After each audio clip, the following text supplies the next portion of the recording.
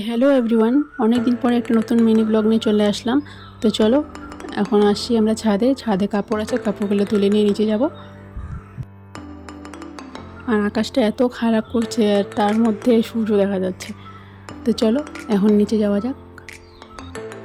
তো বাড়িটা দেখি কেউ জাজ করতে চলে আসো না যে কীরকম বাড়ি হেন তেন, কারণ বাড়িটা আমাদের এখনও পুরোপুরি কমপ্লিট হয় নাই। জাস্ট কাপড় নিয়ে নিচে আসলাম, তো দেখো বৃষ্টি শুরু হয়ে গেছে অলরেডি। তো বৃষ্টির মধ্যে এখন কী করবো, তার জন্য ভালো মোমো বানাবো, আজকে মোমো খাবো। তো চলো মোমোটা কী বানাচ্ছি দেখে নাও। তো মোমো বানানোর জন্য আমি পেঁয়াজ লঙ্কা বাঁধাকপিটা ভালো করে ধুয়ে তারপর কেটে নেব।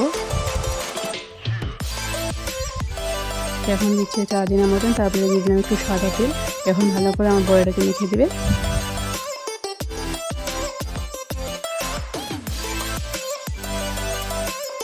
তো এটা মাখানো হয়ে গেলে একদম জলটা একদম চিপে চিপে বের করতে লাগবে, যাতে মোমোটার মধ্যে কোনো রকম এক্সট্রা জল দেওয়া না থাকে।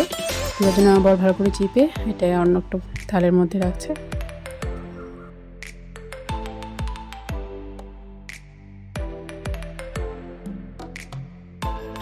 আর আমি এদিকে ময়দাটা ভালো মতো মেখে নিব।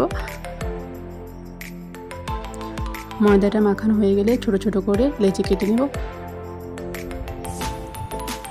এখন একদম পাতলা করে বেলতে লাগবে, যাতে মোমোটা তাড়াতাড়ি বয়েল হয়ে যায়।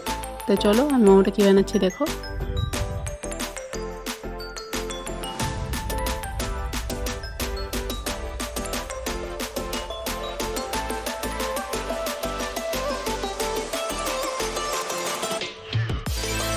তো সবগুলো মোমো রেডি করে স্টিমে বসিয়ে দিয়েছি, আর কিছুক্ষণের মধ্যে স্টিম হয়ে গেছিলো ভালো মতো। তো এখন খাওয়ার জন্য নিয়ে নিয়েছি, খেয়ে দেখি কেমন টেস্ট হয়েছে।